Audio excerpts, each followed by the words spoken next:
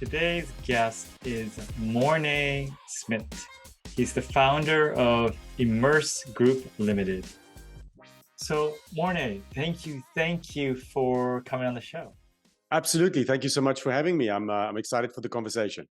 Yeah, so Jack Daly, who we love, put us on to you, and my understanding is that you're taking over for Jack and sort of pushing the legacy forward. Absolutely. I think the way that Jack describes it is it's an evolution, not a revolution. And I think what he means by that is, as you know, if you guys are familiar with his work, Jack finished his 10th book, Life by Design, about 2 years ago now. And he's been very passionate about traveling around the world and speaking on the topic of life by design. He has lived an absolutely extraordinary life. And what I love about what he's doing now is he's speaking to couples, he's speaking to high school students, really trying to inject this message of living a life by design at a critical kind of juncture, whether it's with your spouse or whether it is as a formative teenager.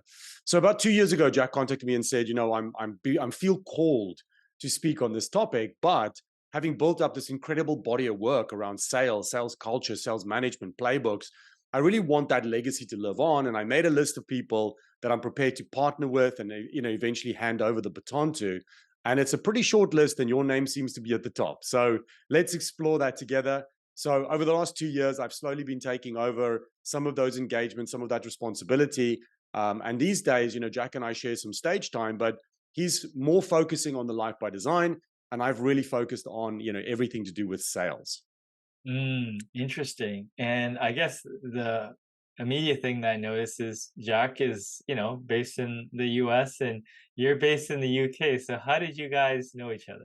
Well, actually, I'm now based in Miami, Florida. So I'm a Floridian now. That was part of the agreement, was for me to move to the US because so much of Jack's, legacy and clients are here in the US. Thankfully, I am married to an American lady. So she was very keen to move back to the US. So we've been kind of coming back and forth for 2 years. And then I eventually made the move to Miami, Florida at the end of last year. But the way we met was 5 years ago. Jack was speaking to the London chapter of the Entrepreneurs Organization, which I've been a member of now for a good 5 years. And afterwards, I noticed that nobody was kind of protecting him from the crowd. So I thought, well, here's my chance. And I walked up to the stage and started a conversation. He was just embarking on a European tour. So we agreed to have dinner when he came back through the UK before heading back to the US. I took him out for dinner and we just, the old saying goes, we got on like a house on fire. It turns out that even though there's an age gap between us, we are very much cut from the same cloth. And at the time, I'd started my current business, Emerse, which is a sales development agency. It was about a year old at the time. And Jack was looking for somebody in Europe and EMEA to really represent his sales playbooks and to use that methodology, in Europe. So we did a deal and we took on the exclusive license for that. And I started incorporating the building of playbooks into the repertoire, into the product suite for my company. And then, as I said, over the subsequent few years of working together with Jack and with Dan Larson, eventually in 2021, we started this journey of me getting involved in speaking. And then in June of 22 is when we agreed that I would slowly start taking over the sales speaking business. Wow. It's been a process. It has been. It's been an adventure. I mean, if you know Jackie is a force of nature. We were just this month, in fact, we were in Arizona doing the rim to rim to rim. So Jack and another friend of ours, Kevin Down, roped me into doing this 52-mile epic trek over 2 days. So walking from the south rim to the north rim, which is 26 miles, and then back again, 11,500 feet of elevation. We were hiking for about 14 hours a day. It was 120 degrees in the canyon. So, we did that because, of course, that's the kind of things that you do when you're in Jack's ecosystem. And then immediately got on a plane and flew to North Carolina and then played golf for 5 days around Pinehurst, where, Jack was actually finishing up a bucket item list of his. You know that his bucket item is legendary. So I had this little coin made in memorandum of that. Oh, So wow. Life by Design, bucket item list number 25. Here's the 4 courses that we played. And you can see from the top there, it started in February 2000, and then we finished it in August 2023. So 23 years to play the top 100 golf courses in America. That's the kind of stuff that you get involved in when you're around Jack Daly. Yes, I remember he told me that he published those on the website, and some of those ones, if you share your goals and dreams with enough people, you'll find Absolutely. people that are like-minded and want to help you. And you know what? It's something that I adopted. I don't have it on my website. My website's currently being redone, but I'm definitely going to do that. But I've shared my bucket list with a number of my friends and family. And my beautiful wife, Eleonora, very recently surprised me. One of my bucket list items has been to race a motorcycle across the Bonneville salt flats. And she's just booked that trip for us. So I'm a little bit nervous. I haven't been riding for a while, but I'm absolutely just, excited about the idea of getting into my leathers and getting on a fast motorcycle and racing across those legendary salt flats where so many world speed records have been set. Wonderful. Now I know you've had many different roles, sales roles, Hmm. but one particularly stands out. You mentioned that you had an office design and build company that you ran the sales organization for. So two actually. Back in my goodness, I think this would go back to 2009. I had owned a majority stake in a small telecoms business, and I managed to sell that towards the kind of the middle end of 2008, just before Lehman Brothers went down and kind of took the rest of the world with them. And then somebody that I was in business with previously had started a small office design and build firm, and asked me to basically come and work with him. And at the time, I knew nothing about commercial property, nothing about the construction industry at all. But thankfully, my kind of mindset and my approach has always been that in all the sales roles that I've had, it's never really for me been about the product or service. And that doesn't mean that I don't care about what I sell. It just means that my fascination was with buying psychology, with pattern recognition, with, how actually the sales process works. So I thought, let's give this a go in commercial property. And about four of us ended up taking that company from about $2 million to $10 million in 3.5 years. And then I moved and I went to a mid-market company that was doing about $18 million at the time. And we grew that company from 18 to 180 million over the next 5 years, all organic growth, no acquisition. So that period in my career, that almost like 10-year period, I would say was really my MBA, not just in sales, but in actually how to build sales teams. So how to go out and really attract A-player talent, how to build a playbook, how to get the right people in the right seats doing the right thing more of the time. Yeah. Walk me through the pattern recognition and some of the playbook items associated with that type of business. Absolutely. And you know what? Interestingly, you say with that type of business, but what I found actually over the last 6 years in running Emerse is we now have clients in, my goodness, 7 different countries on 3 different continents. And I think about 45 different industries the last time I counted. And what has been really insightful for me is the common language of sales and the commonality in playbooks, even across that wide a range of industries. And what we've done is we've managed to break down the sales process into about 7 different stages. And that applies to commercial property and construction. It applies to so many other industries. And what we tend to do when we look at a playbook is say, what are the elements around every stage of the sales process, around people, around proposition, and around what we call practice or the actual actions that you need to take. And then we apply that to every stage of the process. So a typical sales process for me would be, how do I generate leads? So what is the actual raw demand gen activities, the best practice activities that I need to get just raw data into the top of the funnel? Then it goes from lead to prospecting. And in my world, the difference between a lead and a prospect is actually being qualified. So now we have somebody that might fit our ideal customer profile, but more importantly, there potentially is a compelling reason for them to buy. So I would start a playbook by saying, first and foremost, where do I find leads? How do I identify them? Tats, if I woke you up at 3 o'clock in the morning and I gave you a list of 10,000 businesses and I said, find the 100 companies that are going to do business with you, what's the thinking behind that? How do I identify what we call high value targets, high value prospects? How do I know what their high value needs are? What are the needs that really give them a compelling reason to act?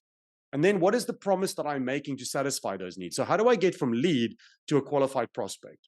And then once I've identified somebody that I believe is a qualified prospect, what discovery process do I then go through? Now, if you've spoken to Jack before, as I know you have, I'm sure he's talked to you about the critical path of selling, and specifically how to ask great quality questions and listen. Jack famously says, the shortest course on sales is ask questions and listen. I've adapted that somehow, and I said it's actually 5 words. It's ask great questions and listen.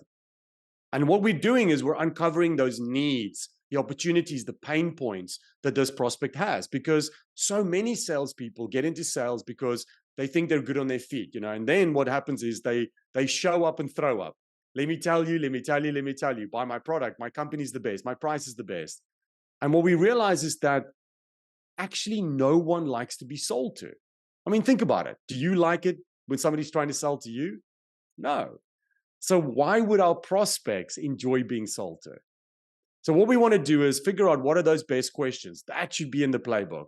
So within the commercial property space, we would normally say, well, first of all, I want to know whether there's a compelling reason why this project should happen. Then I want to know whether there are any influencers that has also got the ear of my prospect who I should be aware of, because I might not be the only person speaking to them. I want to know the scope of the project. I want to know if there's a budget allocated, and I want to know if there's a defined timeline. So that was the basic information that I wanted to know before I was even prepared to go to the next stage. And if I managed to get that basic information, there was a compelling reason, I understood all the competitive landscape, all the influences, I knew the scope, the timeline, and the budget, then I could go into a more in-depth discovery process. So then I could go through my best questions that I would ask to really understand whether, can I compete? Can I win? And do I actually want this project? Because the reality is that sometimes there's business available to us that we shouldn't have. It's price sensitive, it's not a good fit, maybe it's not within my core competency, or maybe it's just not the kind of client that's aligned to my core values. And it's going to actually hurt my team, not help me. So we go through that discovery process, which is the third stage of the process. And then from there, and only then, do we go to quoting or estimating the project that we want to do. So within commercial property, as I'm sure you know, that can be quite a big part of the process. Now you're getting engineers involved and technical consultants, maybe a project manager, an estimator, and you're putting together that estimate for what could be a multi-million-dollar project. And once I've done that and I've tested the budget with a client and I've made sure that I understand who I'm selling to, who my decision makers are, how that message is going to land, only then do I start preparing a presentation or a pitch. And now I'm trying to make sure that I'm telling a story. I don't want to show up to a panel of people where I'm selling a commercial project and it's, let's say, a 2 or a 5 or a $10 million project. And I'm just saying, here's my best design. This is how much it's going to cost. Do you want to buy it? No.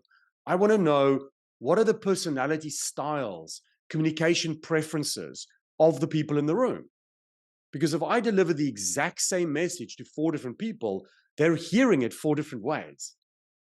So how am I telling a story so that everybody in the room gets what they need? The driver personality, the analytical, the amiable, the expressive, so that all of them come away from that meeting going, that was a great presentation, and we feel like Morné's team is the right fit for us. Because Tats, the reality is that it doesn't matter how much case studies I have or proof that I have or work that I've done before. The first time somebody buys from me, there's always an element of emotion in that decision because they don't have proof, direct proof that I can do what I say. So I need to be able to deliver that message in a way that it lands. Then once I've done that, there's another stage, which is stage 6, which is the close. How do I bring that customer to a decision? And I don't mean, being a pushy salesperson. That nobody likes that. I'm talking about helping that prospect to buy, helping them make an informed decision. If you believe that you've got a good product or service, well, then you owe it to your prospects to do a good job of making your case. Now they can make an informed decision, even if that decision means they're not going to buy from you. But oftentimes, even when we try and close, it doesn't happen straight away. So the 7th part of the sales process is the follow-up. How do I follow up with that prospect so that I don't burn goodwill? So many salespeople come to us and say, I've sent off my proposal, I've done my pitch, and now I can't get the client to email me back. I can't get them to take my call. They won't return my voicemails.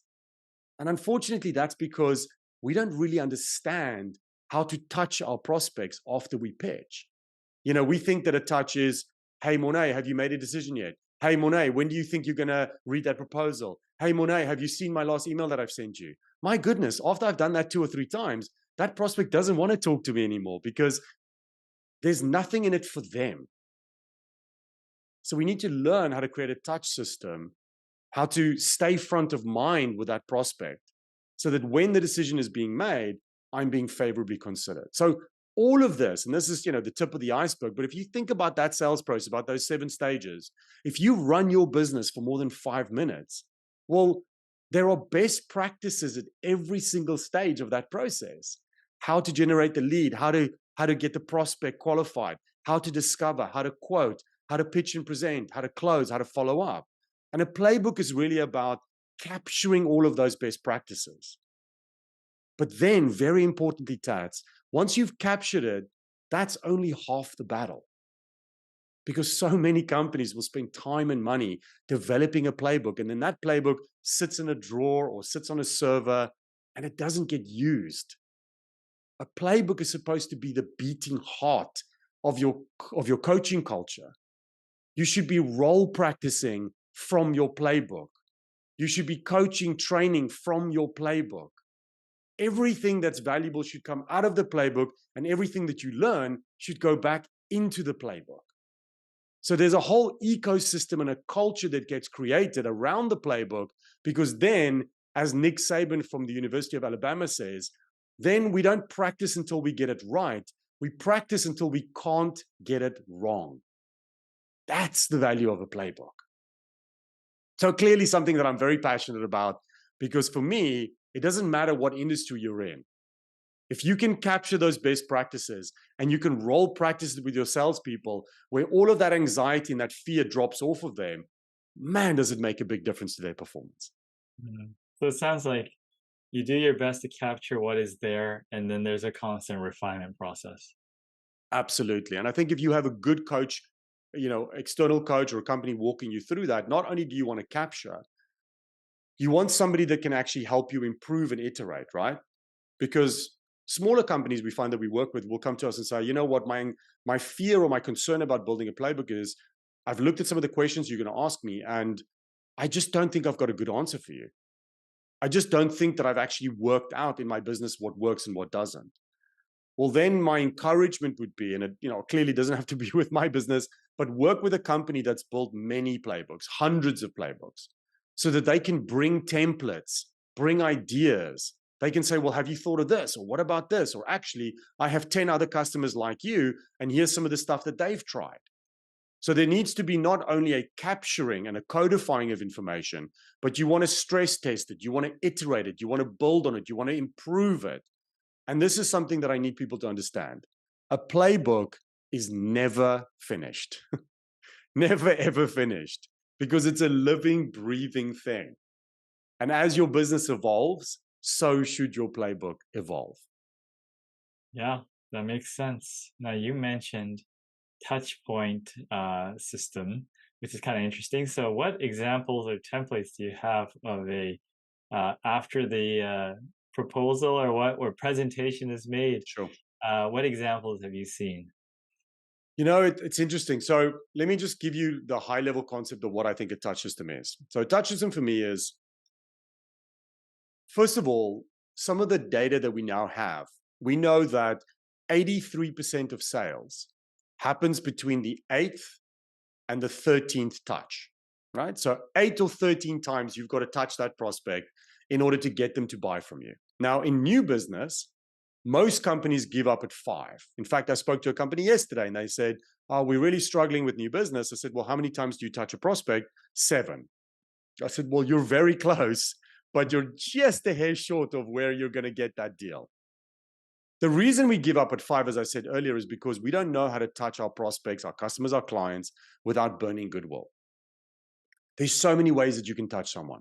Face-to-face meeting, phone call, voicemail, text message, social, snail mail, handwritten note. You could fly a plane past their office with a banner if you wanted to. There's so many ways that you could get someone's attention these days. There's so much information available about your prospects, about your customers. You could look at their Facebook, their Instagram, their TikTok, their LinkedIn, their website, whatever it might be. And what I'm encouraging our clients to do is work out a way to touch these prospects any place in the sales process, but particularly when you're looking for a decision, which adds value to them. Now, let me give you an example. My personality profile, if you go by, there's a great book, by the way, that I highly recommend to your listeners, which is called The Platinum Rule. It's written by a guy called Tony Alessandro. And the Platinum Rule says, if the golden rule is treat people the way that you want to be treated, then the Platinum Rule is treat people the way that they want to be treated. And in order to do that, this book gives you a way to categorize personality styles into 4 quadrants. So I would be what's called a driver. A driver is somebody who's more assertive and highly logical in their decision making. So what I want is less information that I can make a decision quickly. So for instance, if I was your prospect and you sent me an email after a presentation and I had to scroll page after page in this email because you were trying to be really detailed and comprehensive and you're like, I don't want to miss anything, there's absolutely no way that I'm going to read that email. It drives my wife crazy, but I'm so much of a driver that when we go to a restaurant, if the restaurant's menu is more than 2 pages, I won't read the menu, just on principle. I'll call the waiter over and say, make me 3 recommendations and I'll pick one. So you've got to know the personality style and communication preference of your buyer. If your buyer was an analytical on the other half, so somebody who's logical but less assertive, then sending them that long email with, let me explain to you like all of the things that we discussed. Here's my terms and conditions. Here's the links to my social proof. Here's a copy of my contract. Here's my safety standards. Here's my quality standards, et cetera, et cetera, et cetera. An analytical would look at that and go, yes, this is the company that I want to work with. But you can see that the exact same communication to 2 different personality styles makes a huge, huge difference because the one will love it and the other one will hate it. So that's one example. Yeah. Another example might be, we had, what was it, the Masters earlier this year. The Masters, or one of the major golf tournaments, it was won by Jon Rahm, maybe the PGA even. And he's from Spain. So I have an assistant that works at one of my offices, and I had him, what he does habitually every weekend is he'll go on a Sunday night and he'll run a search across the internet for all of the sporting results, major sporting events and things like that.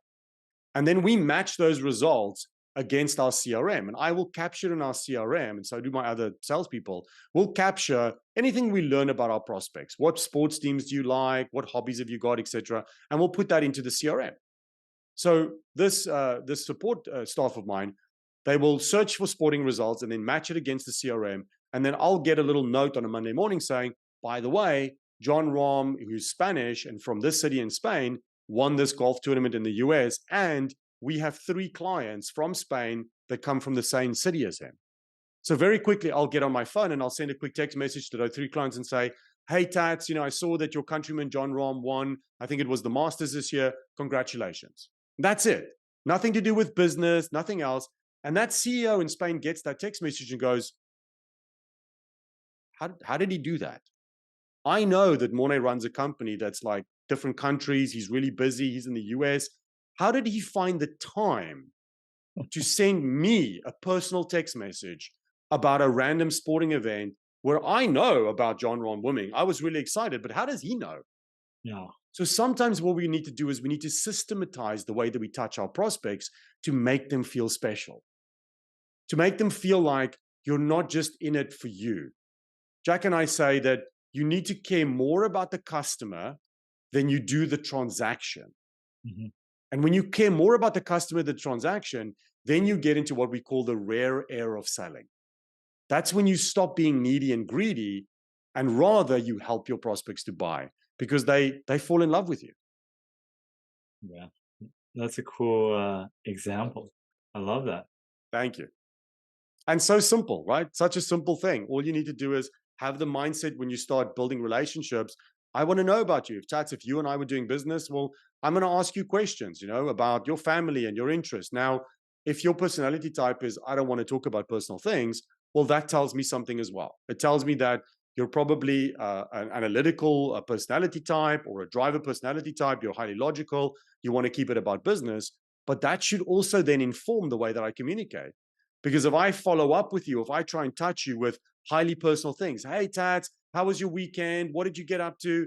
And you're somebody that doesn't like to talk about that, that's actually not going to work for you.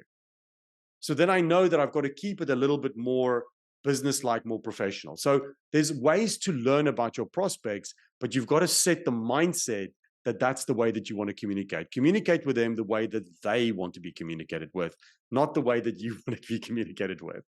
Yeah, that makes sense. If you're doing a presentation, if it's one person, it's, you can sort of laser focus on that stylistically. Mm, How do mm, you how do you approach things where you have a whole bunch of people in the room mm. and maybe there's, more than one decision maker fluid? How do you optimize how do you strategize around that?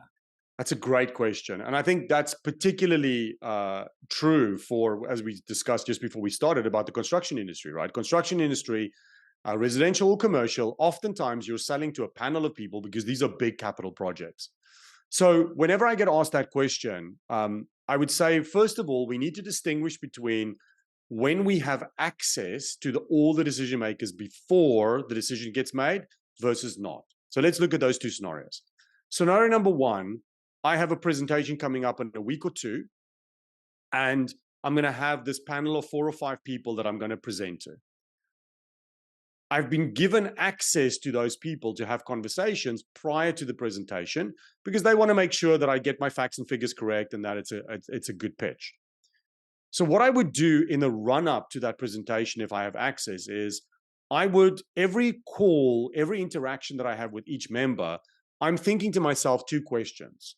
Every time I speak to you, I'm like, I don't say this out loud, I'm thinking it. Are you more assertive, less assertive, more assertive, less assertive than the average? So that tells me, if I look at that quadrant in the platinum rule, are you on the left side or the right side? Then as we're having an interaction, I'm thinking to myself, are you likely to make a decision logically or emotionally? Logically or emotionally? So that tells me top or bottom. So now I know roughly where you sit in the quadrant. And by the way, for your listeners, as a freebie, I'll send them a little PDF, which is a cheat sheet, a 2-page cheat sheet of Tony's book, so that you can identify what your prospect, who your prospects are, and how to deal with them. Happy to give that to you as a little freebie. So in the run up, I figure out what quadrant you're in, and now I can divide and conquer. So let's say, for instance, you and I are doing this project, and I determine that you're an analytical. You're the chief financial officer, and as chief financial officers often are, they're details oriented. So I call you up and I say, Tats, we have this presentation coming up in 10 days. Because we're going to have different personality types in the pitch, how about you and I meet up, or we have a call, and I'm going to go through all of the details on the estimate with you. The budget, the estimate, the program, the assumptions that we've made. Let's you and I go back and forth a little bit over the next few days, and we really take the time to go through the detail. That way, when we get to the presentation, maybe we can just say, we've already spent the time, and I'll do a high-level summary for everybody else in the room. How does that sound? Now, if you're a true analytical, you would welcome that opportunity to take your time, not be pressured, to actually go through the details, because then you're going to be the best informed person in the room on pitch day, and that's what an analytical loves. If, conversely, I don't have access to the decision makers prior to the pitch, well, what I would then do is, and I've actually got a little flip chart behind me here, if you could see, I'd probably walk into the pitch room and I'd say, ladies and gentlemen, it's fantastic to meet you. As we've not had any time to converse before today, before I start talking to you about my proposition, how about we take the next 8 minutes and I just want to ask you a few questions. And I'll go down and say, 1, 2, 3, 4, whatever it might be. And you know what, Tats? It actually almost doesn't matter what questions I ask you. Although having better quality questions will get a better result. But what I'm really doing is I'm asking these 2, 3, 4 questions, and I'm listening for the way that people answer. And as they're answering me, I'm thinking more assertive, less assertive, logical, emotional, more assertive, less assertive, logical, emotional. And then when I get to, oh, look, there's 2 people in the room that are drivers. So these two people, I have their attention for about 15 minutes and then I'm going to lose them.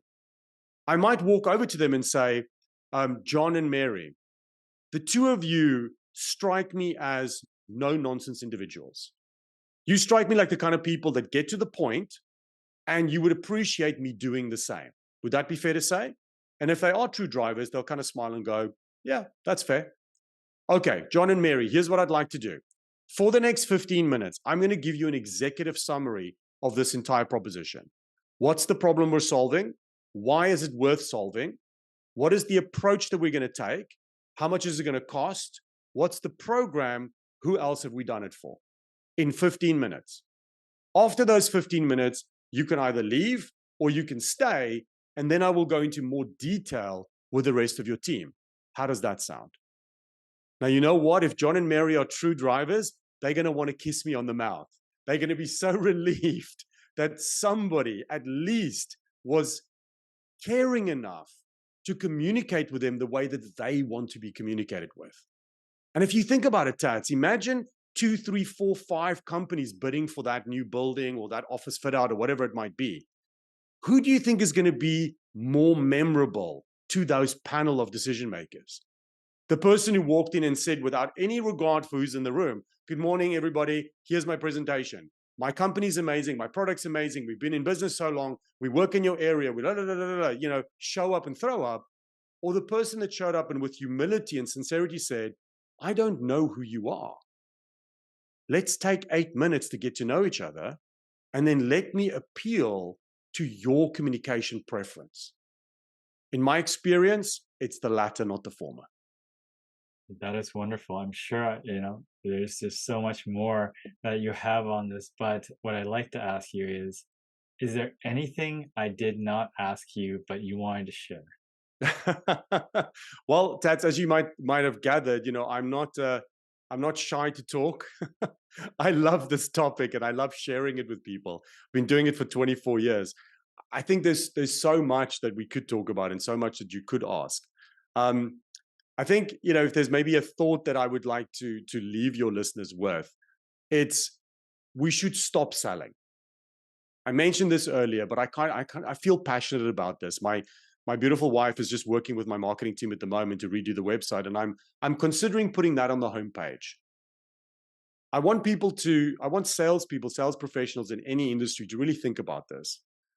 If it's true that the majority of us don't like to be sold to, then why should that be any different to our prospects? So I implore you, stop selling. What I want you to do instead is help your prospects to buy. And actually take that a step further. Help your prospects to buy, even if it's not from you. And I know that's a tough one. I know that you've got a quota that you've got to reach. If you're a sales manager or a sales leader, you're looking at me going, you must be crazy. I'm responsible for the number for this company. But here's the secret that I've learned over the last 24 years. If you care more about the customer than you do the transaction, then over time, you will outsell your competition. So ask great questions and listen. Stop trying to tell people why you're the best, why they should buy from you. Find out what matters to them. I said to a prospect yesterday, it doesn't matter if I have the ability to convince you that this is the best pen. Because unless you're in the market for a pen, you don't care. Stop selling, help your prospects to buy.